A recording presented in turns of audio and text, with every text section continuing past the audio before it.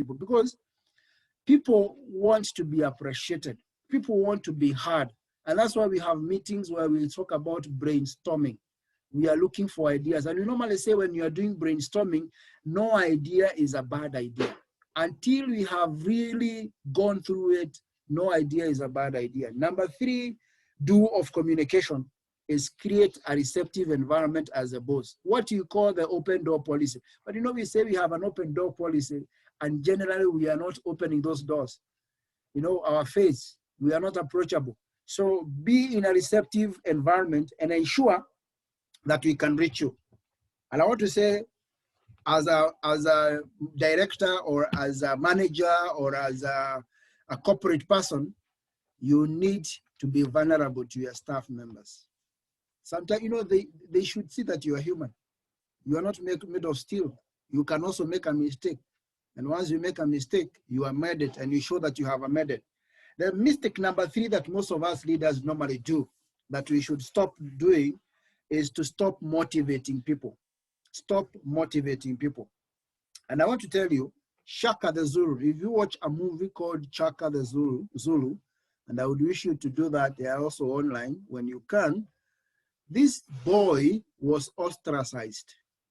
This boy was born, but he was rejected at childbirth. The mother was rejected by the community at childbirth because it was like the father of Chaka the Zulu had married many wives.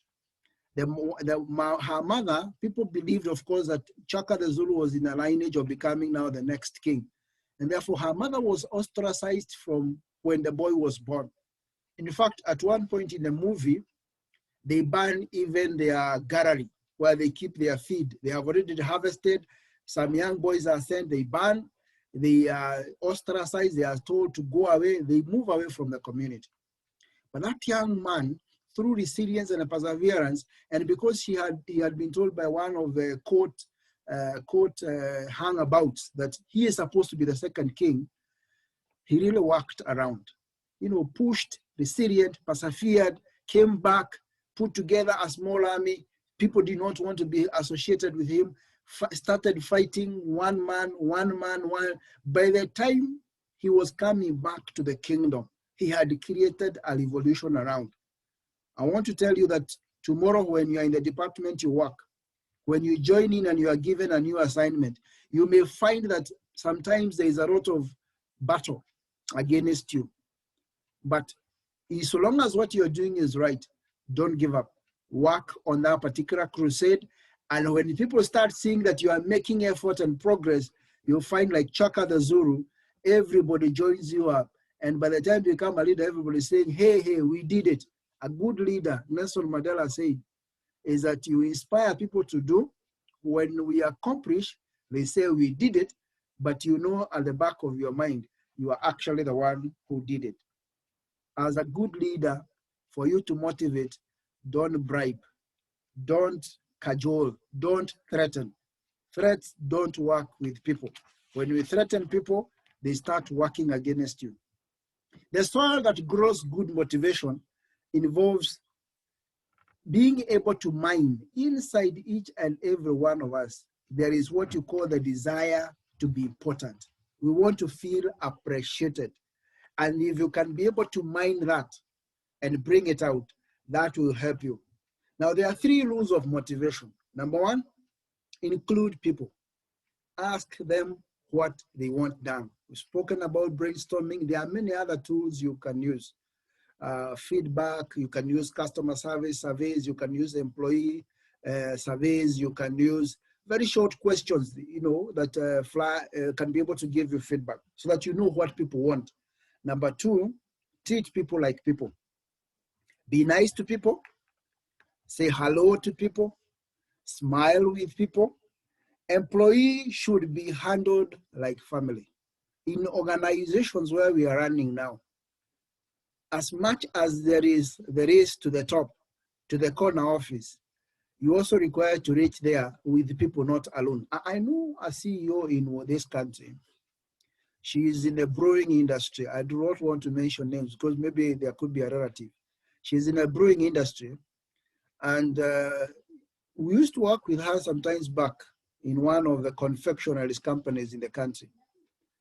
And she used to be a family lady that time.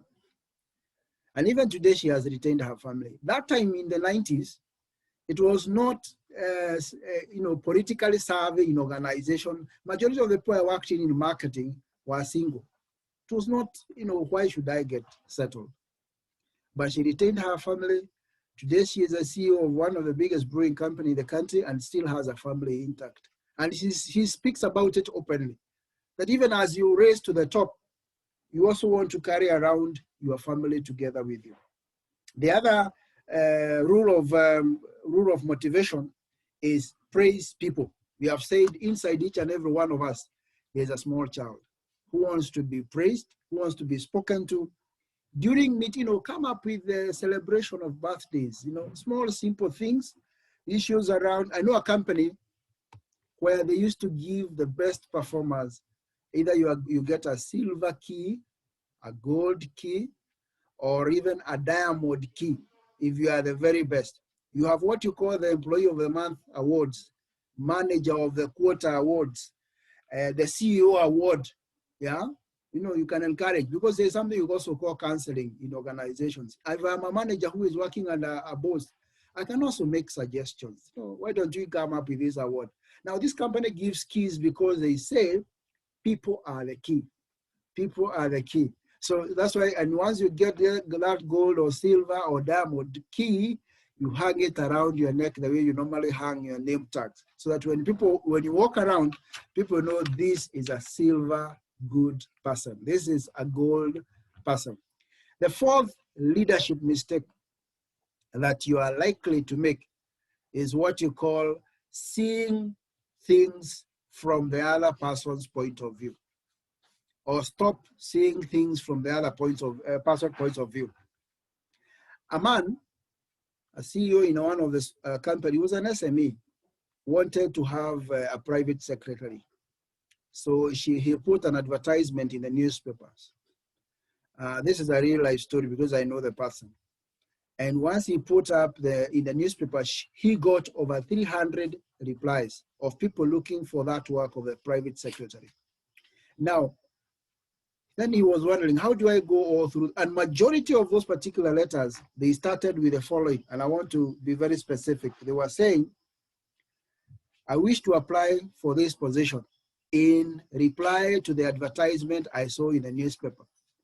But one particular person was a little bit unique. Among the ones he had gone through like 15, she had started by saying, I know you are going to receive between 300 and 500 applications. And I know you are a busy man.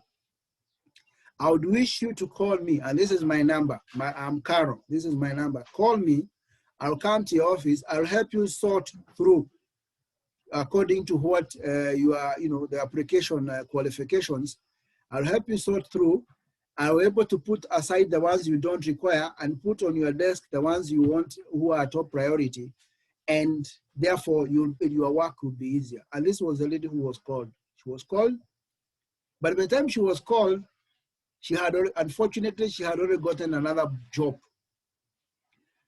Good people who see things from the other person's point of view, they don't stay out without work, or even businesses like us who are in the business environment. You always find work coming your way, because that is the reason why. See things from the other person's point of view. Some other employer had already grabbed the lady, and therefore this gentleman had to look for maybe the number 2. So don't only think on your own terms. Also think on the terms of the other. There's a retailer in the US, fashion retailer called Nordstrom. A customer buys a shoe there, and she goes home with a shoe. She wears the shoe for about 2 weeks. But it's like the way you normally buy a shoe and you're like, this shoe is not really fitting me, but I feel maybe after 1 or 2 days, my feet is going to work out. Because you really like the make. She liked it, it was nice. After 2 weeks, she noted this shoe it's really pinching me, and I don't want to stay with it. So she returned it. When she returned it to the store, It was taken up. They just said, fine, we are going to get a replacement for you. We are going to get a shoe of your size. And after 2 days, it was delivered. Now tell me, this is a customer who has worn a shoe for 2 weeks. Majority of the companies we have in our country here will not take it back. And you can imagine the word of mouth, because we again say in sales and marketing, if you mess a customer, they will speak to between 9 and 12 people about the bad incident. If you do a good service to a client, they are likely to tell 1 or 2 people. But I'm just saying that this is an opportunity that you have to ensure that you are looking at things from the other person's point of view as a leader. The other mistake we make as leaders is lack of listening. Lack of listening. Some of your best friends, and I know you have them, if you look at your top 2 best friends, these are people who generally listen to you. They don't talk back to you. They are people who give you an opportunity to speak, and that's why they have become your friends. The other ones who really talked and were very chatty and you don't like them because, and you wonder why you like this one. It is because they listen to you. So why listen? There are 2 reasons why you listen as a leader. Number 1, that is the only way you learn things. Yeah, you are in a meeting. You are the leader or you are the section head. When you listen, you learn more. That's why God gave us 2 ears and 1 mouth, so that we can think, we can listen twice, and we talk only once. The second reason why it is good to listen as a leader is that people respect you. They know that you listen and you are friendly. Remember, the harshest critics are not good listeners. Before they always process very quickly and make a decision and pass judgment. They are also not very good with themselves. So as a good leader, always listen. Ask questions, listen. Don't attempt to interrupt. Be sincere about it. Mistake number 5 that you find majority of us leaders making is not developing a team. You don't develop a team. Remember, the pyramids you have had for organizations, and I know you have worked with Mercy, I know where Patricia works, I know BT is where she is working. Majority of the companies were very hierarchical.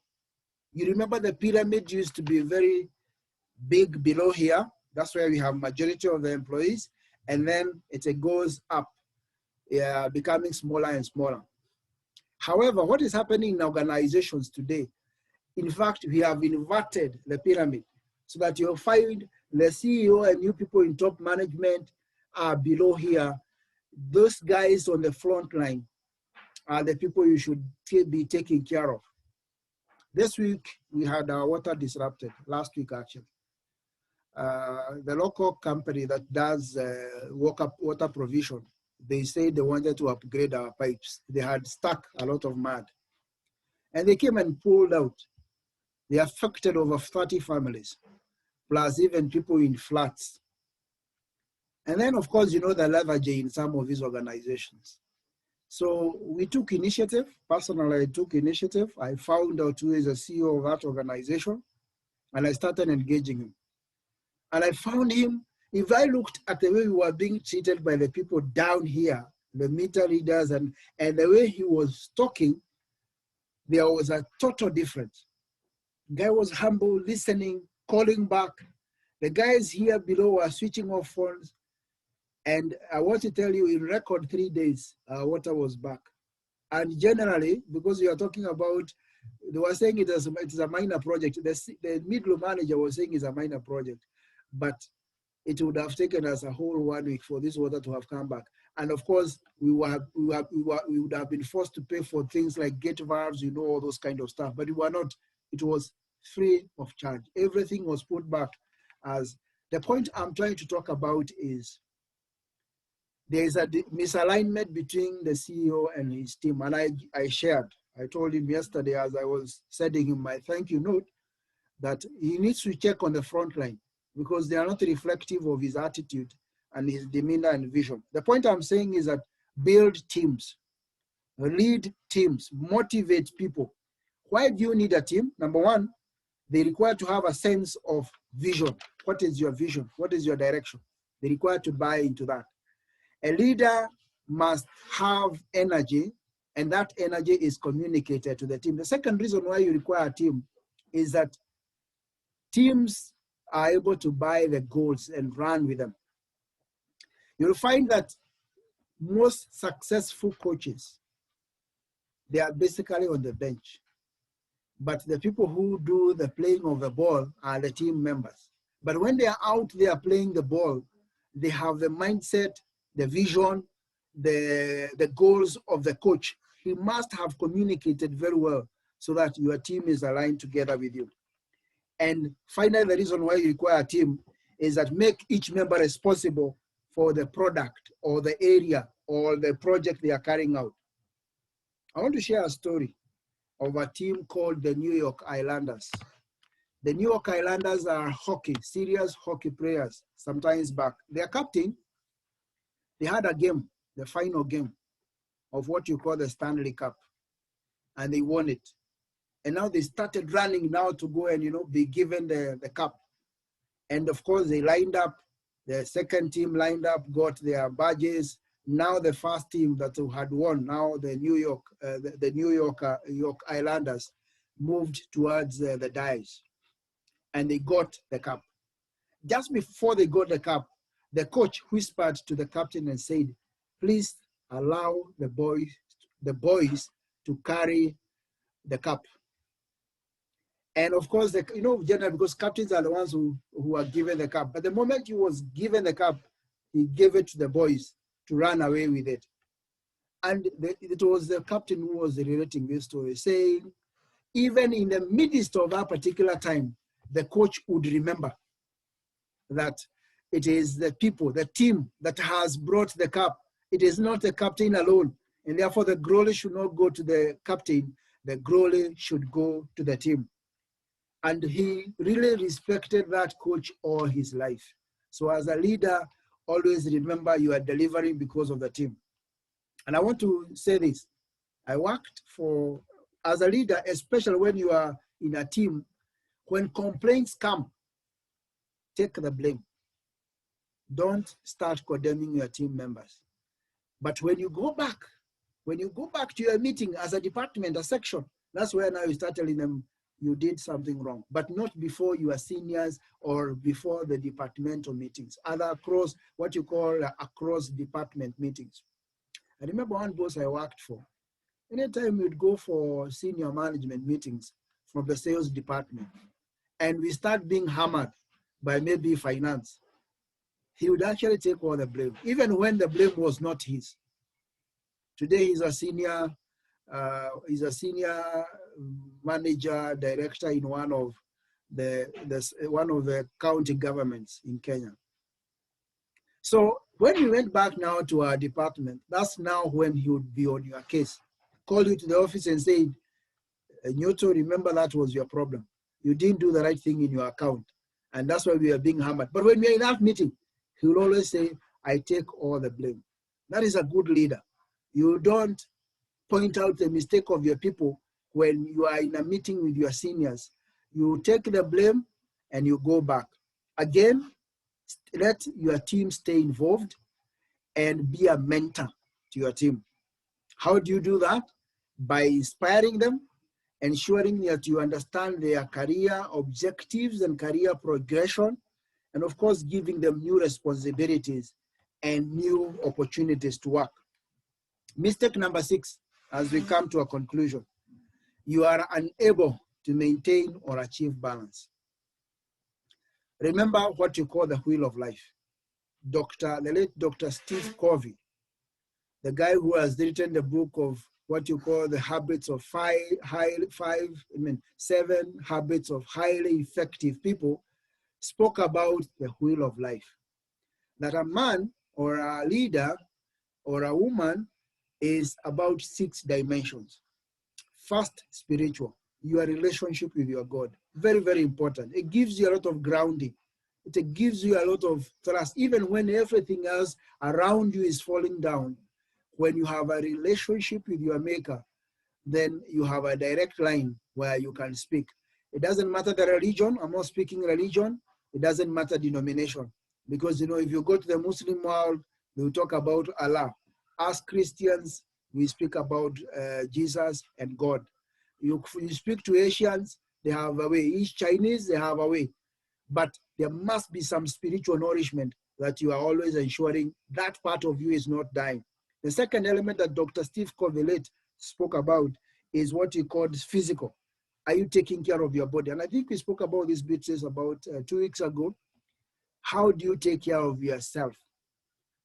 Before I came on here, I did my 15 minutes of aerobics. As my son was waking up, he found me on the floor. That is to keep sane.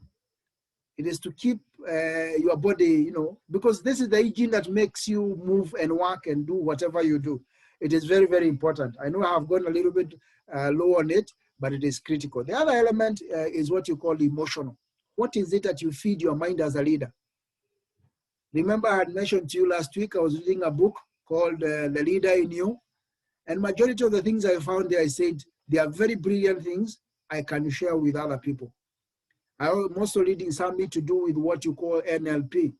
Yeah, something about linguistic and programming, neuro-linguistic programming. Because when you are a mentor, when you are a coach, you need to understand the psychology and the sociology of the people you are mentoring or the people you are coaching. The other thing Dr. Steve Covey spoke about is your family, social, called it the social dimension. Your children, your spouse, if you are married, if not, then your grandmother, the extended family. You need to remain that social grounding, your friends, because there is a role they play in your leadership. And of course, he spoke about giving back to community. Are you involved in the church? Are you involved in, like now there is a football club near my place. They approached me after seeing what we do online. They approached me and they said, can you be able to be mentoring our boys on aspects of life, the life skills and all that? Welcome back, Patricia. And therefore, I have found myself giving like 1 hour every 2 weeks. Like tomorrow, we have 1 hour with them. We're going to meet online in the evening. And there is an topic area that we are going, because I'm telling them football is also psychology. You find majority of the best players you find. I was listening to Dennis Oliesh yesterday, being interviewed by Churchill. It's already online. And you could tell football is physical, but it's also, there's a big element of psychology. And research has shown teams that prepare psychologically before they go to the field, they win those games, as opposed to teams that only prepare physically. So the element of taking, giving back to community, it's very, very important. The other dimension that Dr. Steve Covey spoke about is wealth creation, finance.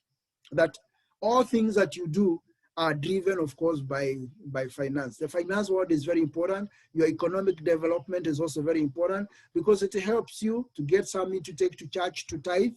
It helps you to also get, airtime to be able to do what we are doing.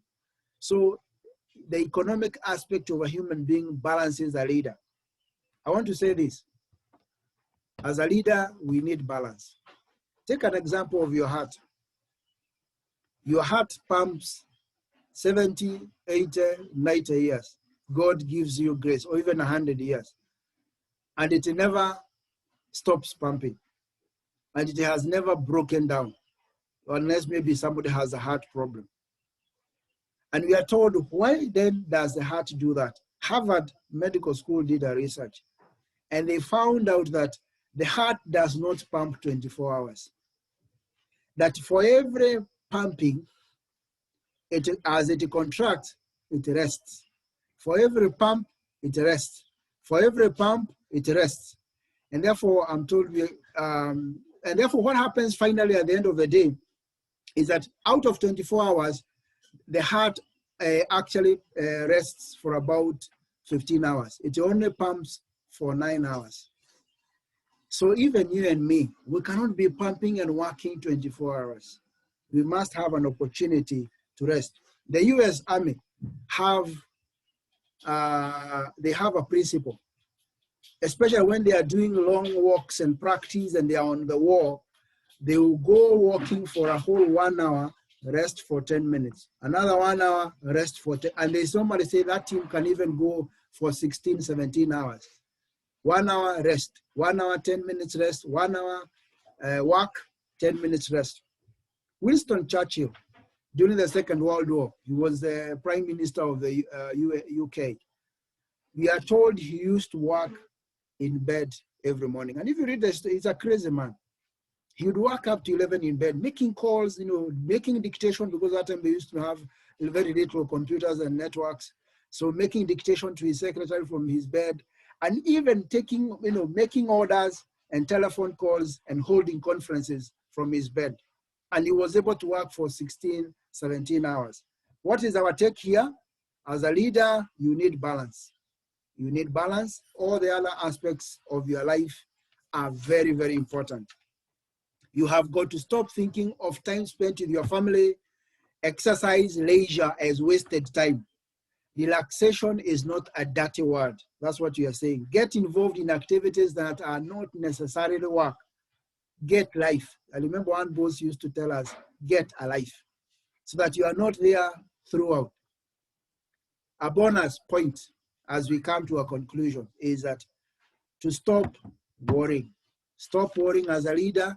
Don't go without sleep at night, because even when you leave that company, in fact, we used to have a saying where I used to work, ukiondoka hivi kwa hiyo kampuni umeanguka, tumeenda kukuzika Western, tumeenda kukuzika Central, tumeenda kukuzika Rift Valley, watakuja wenye ataandikwa next week, wanauliza marehemu alikuwa ameachia wapi. You look at what happened in Tanzania, Dr. Magufuli, and that's where I want to end. After he was gone, within several days, we had a leader. So don't kill yourself. My concluding remark is that for you to get a PhD in leadership, look at all the managers you have worked for or leaders you have worked for in the past. The ones you liked, copy what they did and do it to your staff. The ones you did not like, stop doing what they did and don't do it to your staff. Finally, Franklin Delano Roosevelt, one of the successful presidents in the US, used to say that the final test of a leader is that he leaves behind him other men or women or of conviction and who are going to carry on the vision. Thank you so much. I can pick one or two comments as we come to the conclusion. It was a pleasure to have you. Maybe Beatrice, you can make a comment, Marcy, and of course, Patricia.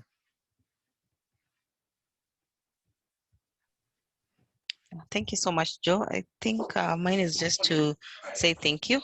Again, it has been an awesome morning, having that engagement in going through these, learning a few things on leadership. So I think I was actually resonating with a few leadership lessons from Dr. Okonjo, the lady who was sworn in February this year. Right. And having been the first African female director general for World Trade Organization. Wow. And when you go through the write-up she came up with, there are aspects that she brought about that relates to what would affect your work and also brings out the other aspect of being a person. So I like my take home for today, I think, is the balance on what is work related. Right. And also being you. So you don't stop being yourself, but ensure that you create a balance. Wow. Yeah, thank you. Well, thank you so much. What about Marcy? I know she has been my manager, so she is also marking her student. Good morning, Joe. How are you? Morning. Hi, Marcy. This is great. I love what you're doing. Amen. And putting it all together, the value of the team, the value of the family, the value of everything else, and the soft skills in terms of communication. So that means that one doesn't work in isolation. You need all these parts so that you become whole. Yes. So thank you so much. It's quite eye-opening in terms of, sometimes we as leaders, sometimes these things are forgotten. Definitely. They go under the carpet. Yes. When you remember results, we may be forgetting that it is the people when they are treated well. As you talked about KWS, yes, CEO, I borrow so much from him. You know, the small things that look just small. Oh. Tea, what is? I mean, have your tea and continue a working. cup of tea. But yes, how that tea is taken, making everyone feel important, that we are sharing from the same pot, whether you're a CEO, whether you're a security guard, wherever it is. So those are small things that sometimes we don't think they can be mentioned during such a training or talk. Yes. And thank you so much for getting them. Welcome, Mercy. Always a pleasure. I know she's also a leader. I would, in a company we work together with, I would find her at the front line. When there's nobody to serve at the desk, the customer service desk. That's leadership. When you sit there, those are things we noted, Mercy. Continue doing them because those are the differentiators. Patricia, with welcome. Patricia is relations, and also I know she's senior in government. Yeah, thank you so much, Joe. Good morning, everybody. I'm happy to be in this class today. And I'm happy that I've learned some lessons. And the most critical one is seeing things from the other person's point of view. And because most of the times you find that in whatever he says is not what he does. And also I've learned that from the readers that I've had, the mistake that I did, I should avoid them. And whatever good lessons I learned, I should be able to treat and apply like now what I'm doing. So thank you so much, Joe. I've learned something and I hope I'll be able to apply. Thank you so much. It's always a pleasure to have you guys in the morning because when you call this and there's no one.